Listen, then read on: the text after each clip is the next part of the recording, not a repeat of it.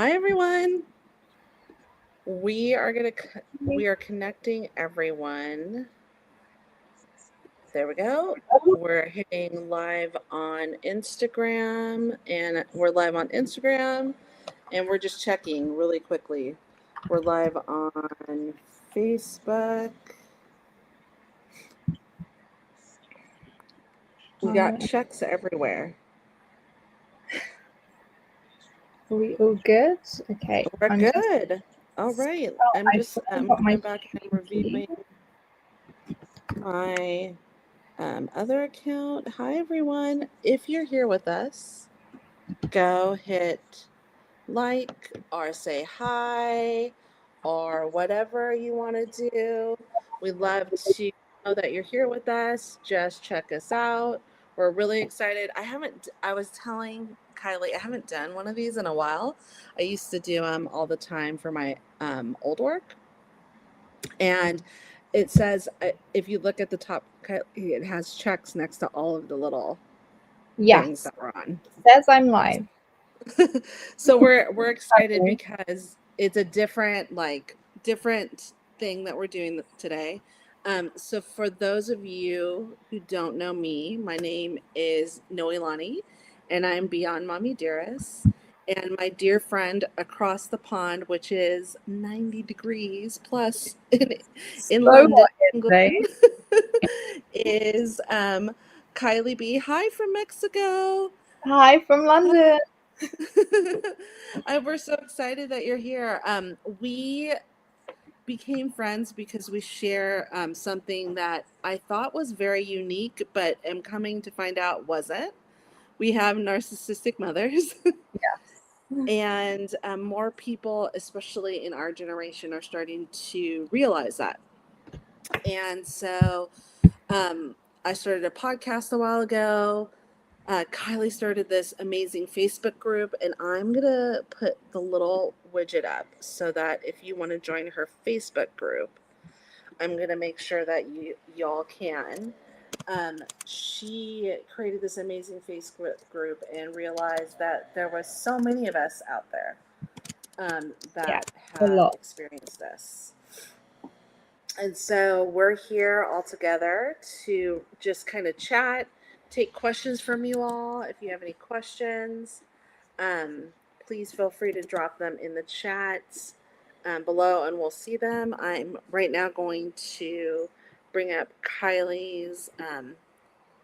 If you go up to the QR code right above me, that is her Facebook group.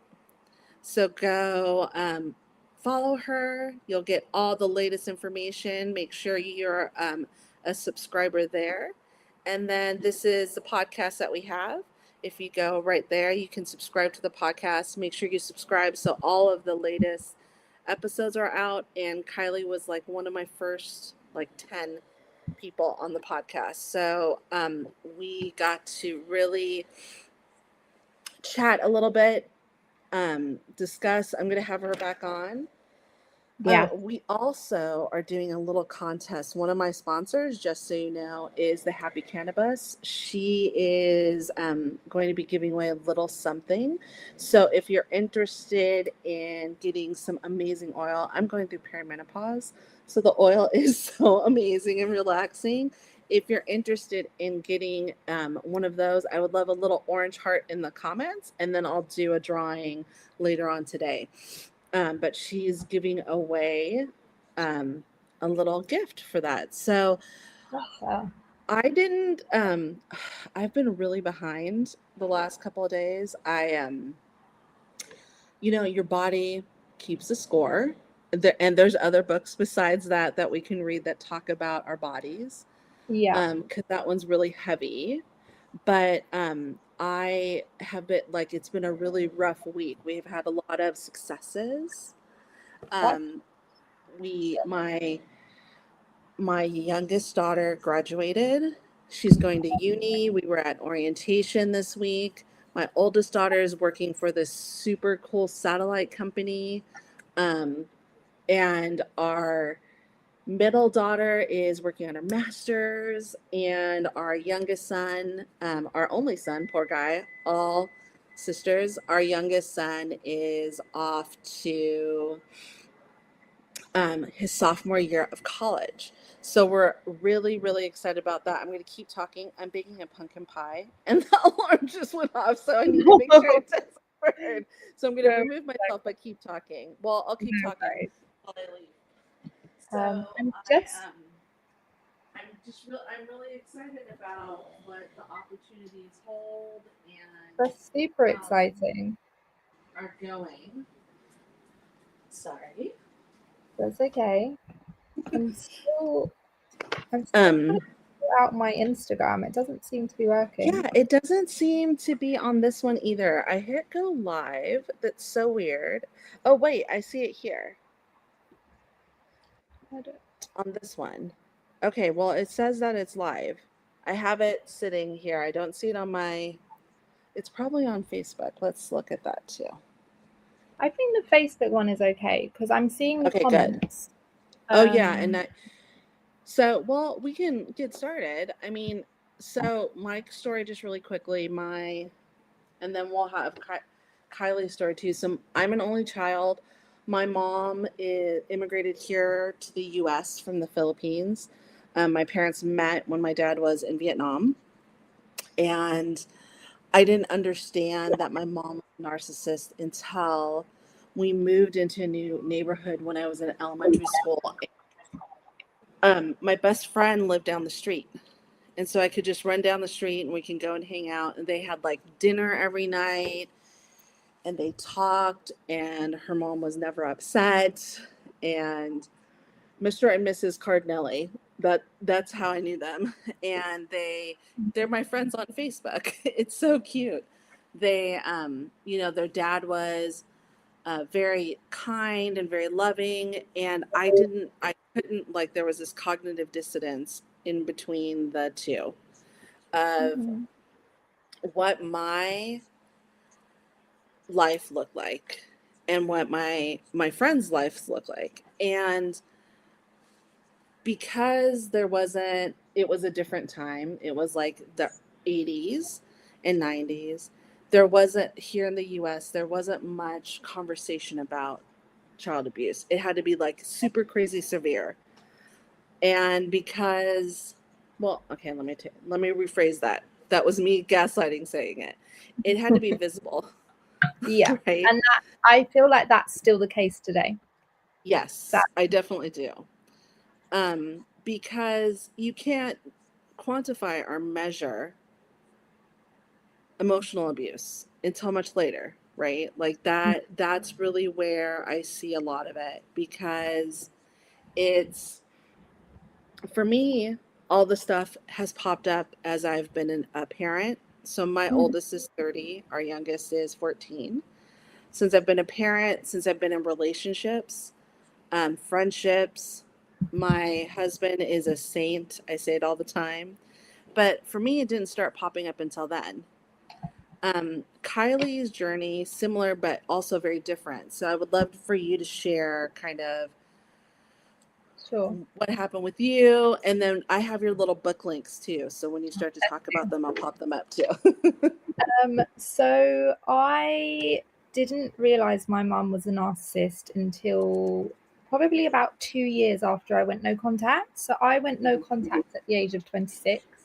So similar to you, I was, raised and just thought it was normal, just thought this is life. And then when I started to be around friends and see how their families were, and was like, oh, this is different. They're nice to each other. Their mum loves them. Their mum gives them hugs. So that was kind of an eye-opener for me. When I was around 18, I think I kind of was very, very aware of it. And I started to talk to my friends about things that I was going through with my mom. And they was like, this isn't normal. So yeah, I went no contact at 26. And during that journey, I kind of discovered an article on narcissism. And when I started reading that article, my whole life just started to make sense. And I was like, oh my God, this is my life. Like, someone's written an article about me. So it was kind of that eureka moment. I was like, it wasn't me, I'm not alone. And I found so much comfort in that article that I decided to start writing my story. And originally I started writing it just for myself as a release to just kind of heal from what I'd been through. And then one day I decided to put it out as a blog, just thought, let me see what happens. And it blew up. And that's how my community started. And I had women from all over the world telling me that they could relate to my story and that they, found comfort in realizing they weren't alone. So fast forward 10 years, I then published my memoir. And yeah, that's how we are now here. So you actually have 2 books out. So I this right have, here is. oh, Go ahead. Go ahead. Go ahead. Go ahead. I have 3 books now because I just Oh, published my yes. latest one. So this is the first book for those of you who want to purchase it. It is the first part of her memoir. She Yeah. also has her second book, which if you find my name in it and comments, I will give you a free little gift. And Yes. then Emily's name is um, in I was like, oh my gosh, it's so sweet. She's there. got her journal, which this Yeah. QR code, and she's also got and I didn't do the thing, but she's got this cute little kids book, which I Yes. think is so important because a lot of kids just don't, like, we don't have the words No. And when I to. wrote the children's book, I wrote it in mind as what would little me needed to have heard back Mhm, then. mhm, mhm, So yeah, it's a story of a little phoenix who doesn't feel safe in her nest, and she meets an mhm. owl, and he says to her, it's okay to go and find a new nest. So she goes off on her adventures, and she finds her chosen family, and yeah, It's super cute. thank I love it because it's like super refreshing to be able to see and understand these things. Because we barely have the words to be able to talk about this. And let me yeah, see if I can allow to share window this one. That is what share this window. This is what the the book looks like right here. And how can you not love that cute little adorable phoenix? That's like super, super cute. So if you follow any of the links that I sent you, you'll be able to grab that book, which I think would be really helpful for people who have kids who are trying to explain to them that um, their grandmother is a narcissist. yeah. I think Because that that because. conversation does come up a lot, and kids will be like, why don't you speak to even my godson? He asked me why I don't speak to my mum, and I was like, how do I say this in a kid-friendly way? I had that discussion recently with my bonus kids. And because my husband and I have been together for 11 years and I don't think they haven't ever met my mom. Mm, I think they just assumed that she had passed away right. because I had never really talked about her and I always talked about her in past tense. And so recently I said something to the effect of, um, unfortunately, my mom is sick. Like her brain is really sick, and Mm, she doesn't know how to treat people. right. And I made the choice a long time ago that I was just going to go no contact with her, and because it just made more sense for me, Yeah. and it's protecting you and your daddy and my daughter and all of those people because I don't want them to be hurt by her. Yeah. And they kind of understood it. Um, I know the older ones probably understand it more just because they've taken psychology classes. For a lot of people who take psychology classes, that's usually when they find out, right? You found out with an article. Yeah. People who are in like a general psych class, They start to explain the cluster B personalities, and it's like a narcissist, and they Yeah. explain what it is, and like It's they go crazy through all that the that stuff. is what we have to go through to understand it. Mhm. Like someone Yeah. has to put that information in front of us Mhm. because society doesn't just openly say, you know, guys, this is not how you should be treated. Well, and that's a crazy thing, in well, we I also do the narcissistic abuse recovery coaching, but we Mm. also do work with executives and nonprofits and businesses, and we see narcissistic personalities show up Yeah. as employees and whatnot. And what we usually do is we usually do like a communications audit to see how people are communicating with each other. And one of the first things that we usually do when there's like really messed up communication in an organization is we say, hey, how do you treat your partners? How do you treat your customers? How do you treat people who come to you for services? And why don't you want to treat the people you work with like that? Yeah. And it is like, they're always so surprised by that question. I'm like, why are you treating people that you're with like 24/7 practically Yeah. Yeah. so horribly? It's crazy. There's such a toxic culture in the workplace. Yes. It's Yes. insane. Well, and the other thing is, so I play video games, Mhm. and there's like a toxic culture when it comes to video games. Like the way when, well, I have a big, like, people cheat in video games, but they like the way they talk to each other in the chat is like Really? horrible. And so we end up just turning off the chat and then, Yeah. leaving it be because it's just not worth it. It's crazy, isn't it? It I recently discovered because I get a lot of hate on my Facebook page, and me and you have spoken about this. Like the Yes. trolls are in full force. But I recently found out that they have an entire Facebook page dedicated to like analyzing my posts and like taking me down. So someone Really? turned up in my comments, and I love my followers because they're super protective of me. So if they see someone in the comments being an idiot, they'll like jump on it. So someone was like, whoa, whoa, whoa, like, please stop attacking me. I'm just here to try and get her ratings down because of this group. So I was like, what do you mean? So I'm like, you don't know me, you don't know my story, but because someone on the line has told you to go and be horrible to this person, you've come here and done that. Yeah, it's so interesting because one of the groups that I admin is like for narcissistic women, and there's three of us that are admins. And Mm-hmm. so we watch the people who come in. If people report comments or the way people are, we have like a strict um, rules in the way that they act. And we've more recently, in the last year, have found more people going in there as saying their mothers of covert narcissists, Yeah. but they are also estranged from their children, but are not taking responsibility for Yeah, it. yeah, yeah. I get that a lot as well.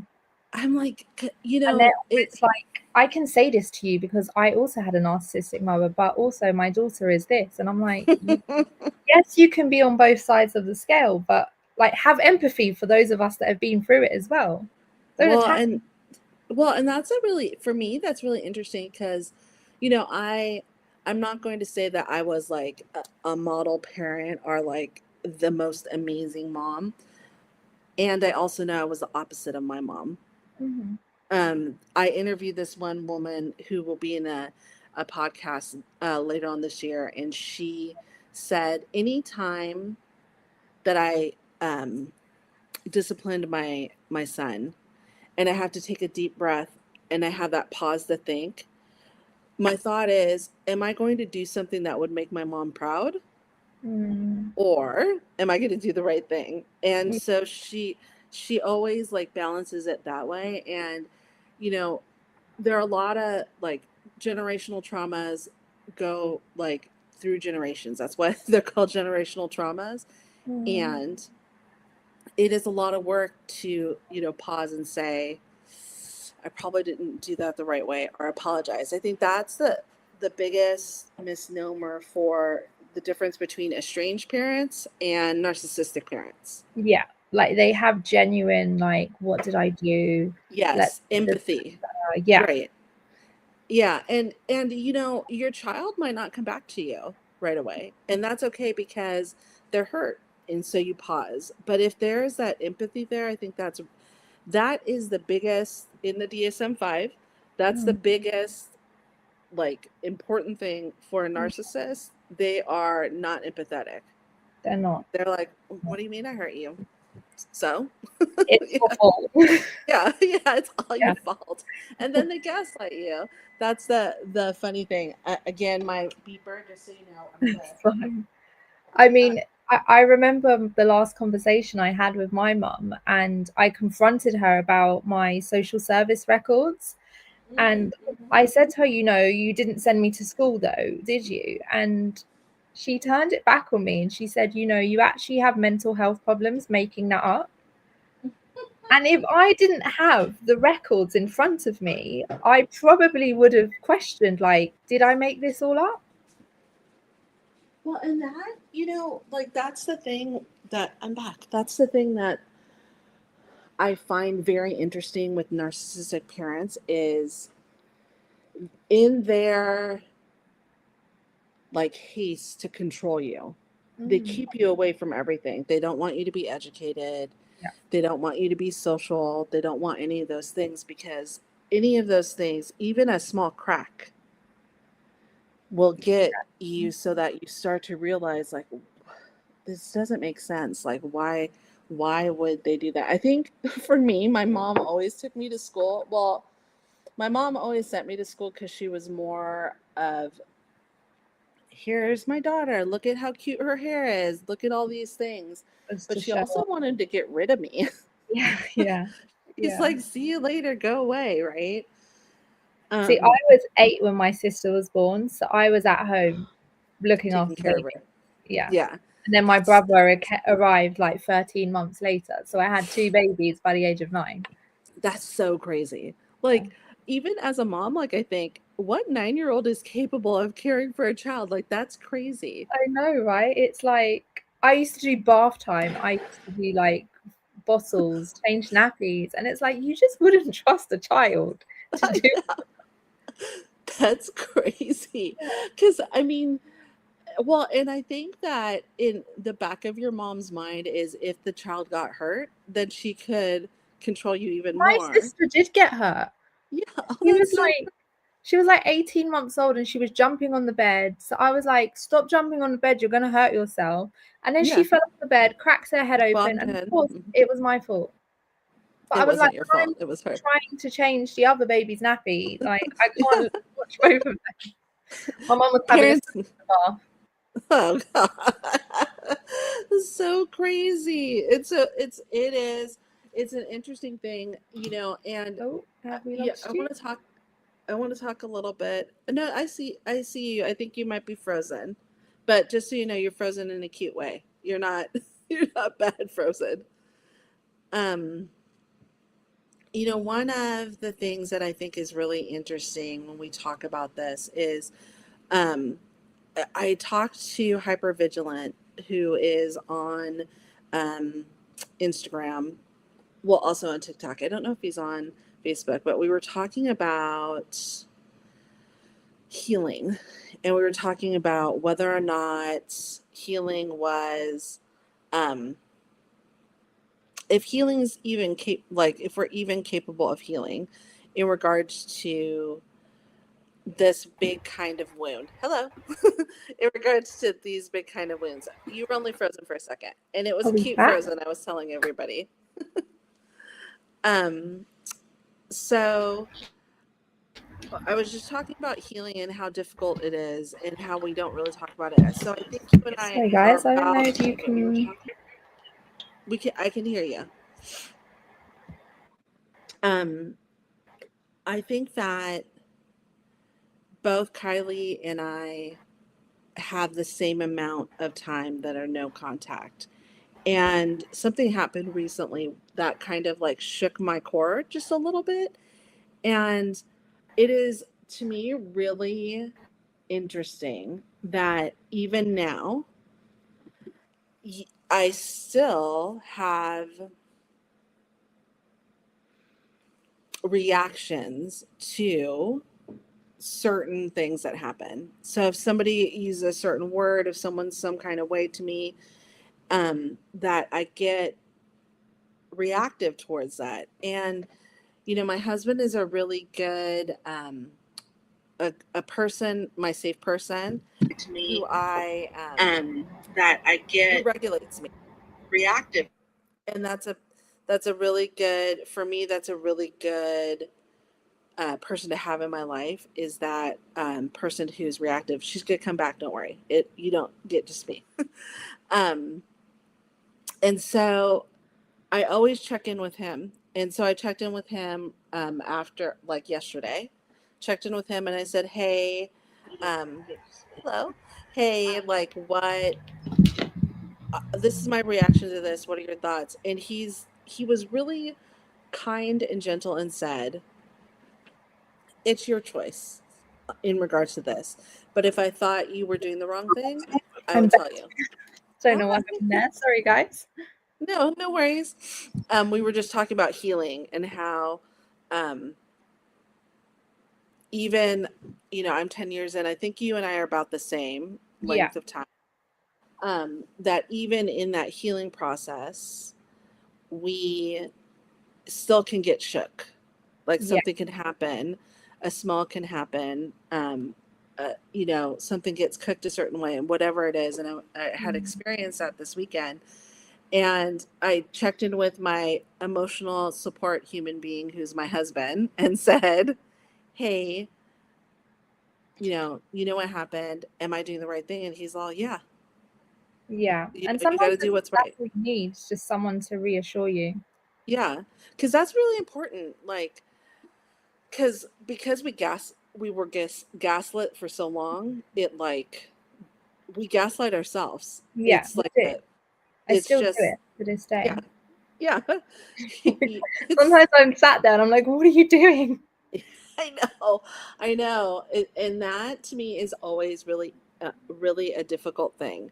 Now, if y'all are watching and you have any questions for us, we're here for the next 25 minutes, only because I have another meeting, but we're here for the next 25 minutes to answer. And we'll come and do another one of these now that we have all of the technology Yeah. figured out. We'll come back and we'll do another one sometime soon. Yeah, But definitely.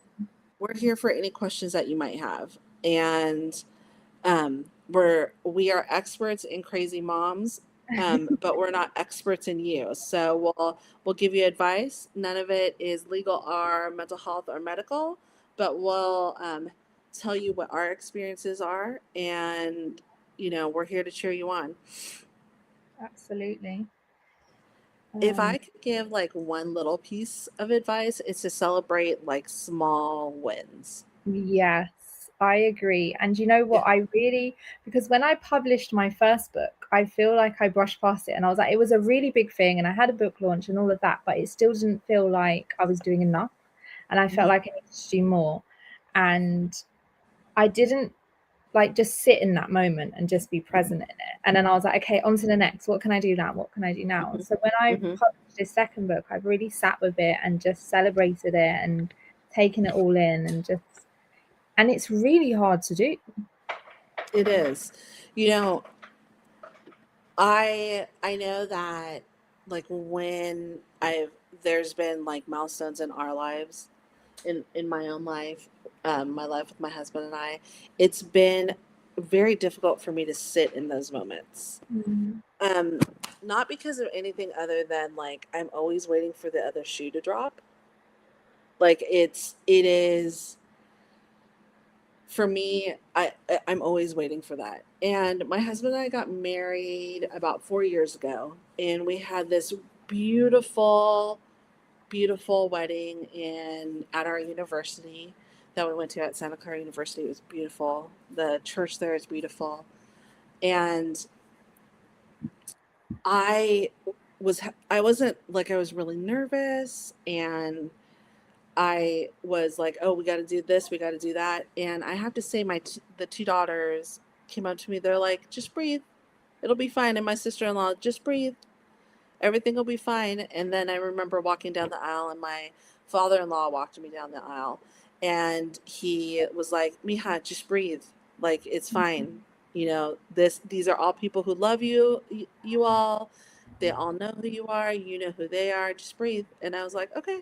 And then, you know, I was totally, totally fine. But, and present in the moment. That's a big thing, because It is, this yeah. was it. You know, like, that was it. I always tease my husband, next lifetime we're going to find each other earlier so that we can, you know, get married sooner and spend all this time. Yeah. He reminded me last night that we're still very young. Yes. It's true.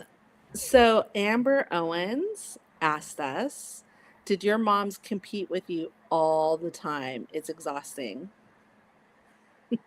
Yeah. Yeah. Everything is a competition. Everything. And I feel like, so when I went to uni, I would sometimes I'd be there doing my essay, and my mum would come into my room and ask me to do something, and I'm like, Mum, I'm really trying to study. Like, I've got a 5,000 word essay that's due tomorrow. Mm-hmm. And she would always respond with things like, oh, I'm sorry, I'm not educated like you. And I'm like, but where have I ever said that? Where did I ever say it? I mean, and that's the thing, like, my mom did that a lot.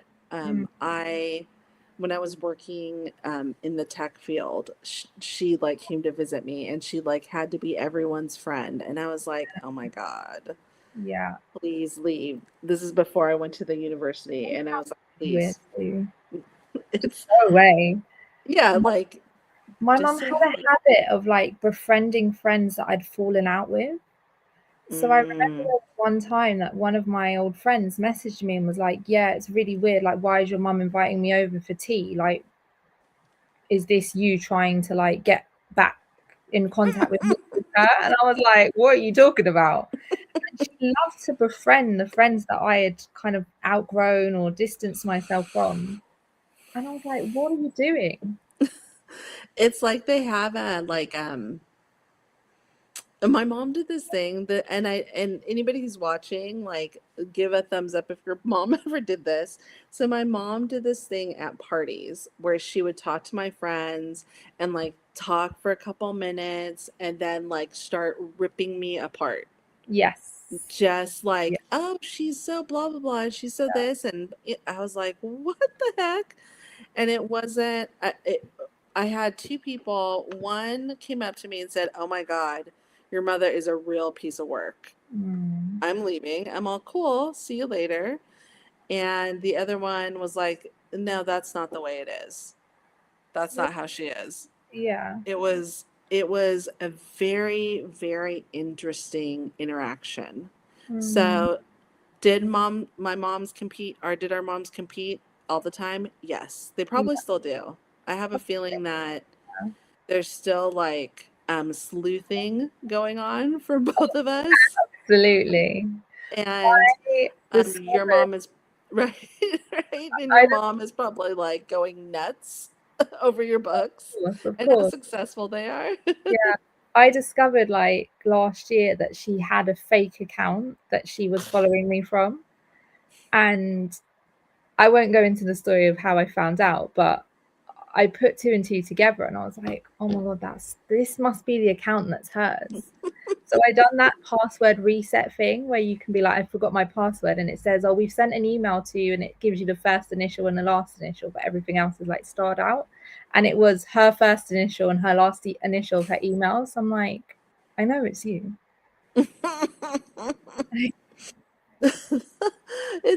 That's so crazy. I don't know if my mom's that tech savvy to be able to do that.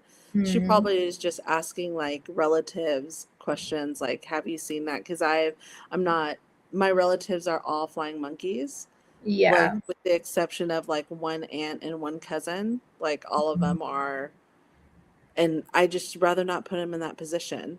Yeah. I mean, I don't speak to my mom only speaks to one of her sisters, and I don't speak to that sister. Mm-hmm, for mm-hmm. that exact reason as well. I just don't want her to know anything about my life. Yeah, because they take any bit of information about you and they use it for something else, Yeah, yeah, like to just torture you, or they try to ruin that thing. yeah. And Have you ever heard rumors about yourself that have come yes, from your mum and you're like, oh my God, like where did this come yes. from? Hi from Georgia. Hi. Um, Amber said Oh mine my made moves God. on my Ew, That's gross. gross. That's gross. That's super. That's sketchy and just disgusting. Yeah. Moms who like flirt with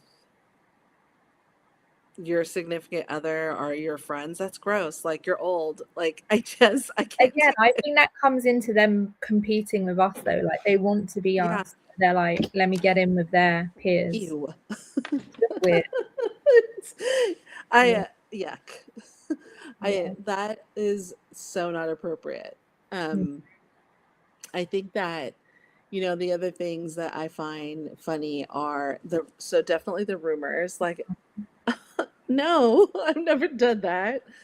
Um, the inappropriate behavior. So I've told the story on the podcast. I'll tell it here. But so when my mom immigrated here from the Philippines, none of her family came over. Yeah. The immigration system then was like you could, as a spouse, sponsor your significant other, your wife, husband coming over, and then once they were here and had a great card, they could sponsor someone. Mm. So my mom's sister got married to someone in the U.S. service, and they were living in Tennessee. And my mom married my dad, immigrated here, and so she didn't have any family around. And my dad's family like essentially adopted her as an extra in-law. That was her chosen family. And so my grandfather, who was definitely like the patriarch of the house, of the family, and kind of held everyone together. Everyone like didn't act a fool when grandpa was around, like they were very focused. And my grandfather, about 11 years ago, got cancer. And at that same time, I was meeting my husband. Right. And my grandpa, we were like hands off with him because we were afraid we were going to hurt him. And my husband met my grandpa for the first time, and my grandpa was trying to get out of bed. I think he was at the hospital. He was trying to get out of bed, and he was having a problem. And all of us who in the family were just looking at him. And my husband went over, helped him out of bed, and on my grandpa's deathbed, his dying wish to me was, "Don't mess this up." And I was like, I don't plan to, Yeah. and even extra now. And so my mom, who is in Arizona, I'm out here in California. When my grandfather died, she came out to his funeral. My dad is remarried. My parents have been divorced for 35 years. And so she walks into the funeral and she's like, "I'm here. Hello, everyone." Just very like, pay attention to me. And then all the cousins, I'm the oldest of all my cousins, we're sitting in a row together. Mm-hmm. And she was trying to get into the row. And we said, "No, why don't you go sit over there?" No. She like went like this to my dad. My dad tried to say hi to her. She was like, whatever. And afterwards, my husband, who is incredibly respectful, said, "Hi, my name is Albert. Nice to meet you." And my mom, all 4'10" of her, took her hand and stuck it in my 6'3" husband's face. Wow. Just full hand in his face and said, "I'm not talking to you. I will only talk to my daughter." No And then way. proceeded to talk smack about me. Um, I don't know of him, but I wouldn't be surprised if so, to every single family member there.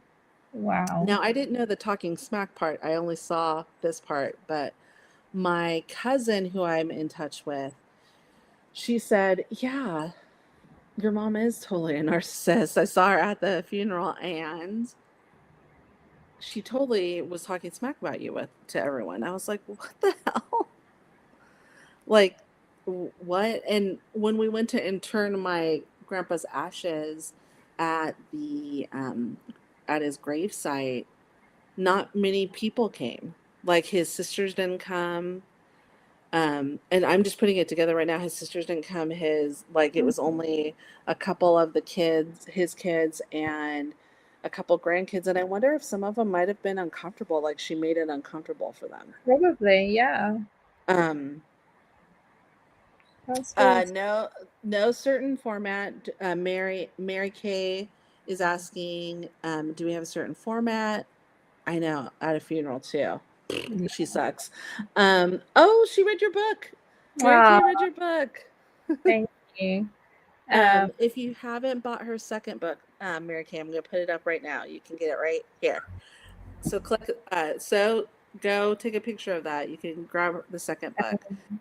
I think narcissists are, to speak of what Amber said, I think narcissists are like pros at finding the most inappropriate times yeah.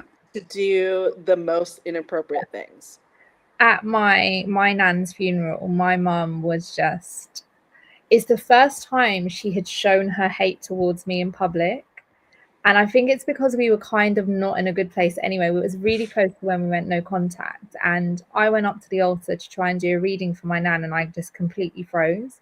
And it felt like I was there for like 20 minutes, but I think I was only there for like 2 minutes. And I just remember thinking, like, why is no one coming up to save me? Like, why am I just stood here? Why is no one coming up? So I was like, if I look up and see my little brother, that's going to give me the strength to get through this. So I looked up, but I locked eyes with my mum. And Oh, if no. looks could kill, that stare still haunts me to this day. Like, she was staring deep into my soul with so much hate. Mhm. Anyway, fast forward to after at the wake, and she continued to just sit there and stare at me. And people were coming over to me and saying, like, what is wrong with your mum? Like, why is she staring at you like you're the one that killed your grandmother? And I was like, honestly, this is my mum. Like, welcome to my life. This is what it was like all the time. You know, I am trying to remember. I was just looking at my husband the whole time, I think, because again, like I don't joke when I say he's my emotional support human. If he could carry me in his pocket all day, I would be in his pocket. Like he just and he's that way I think for all of us.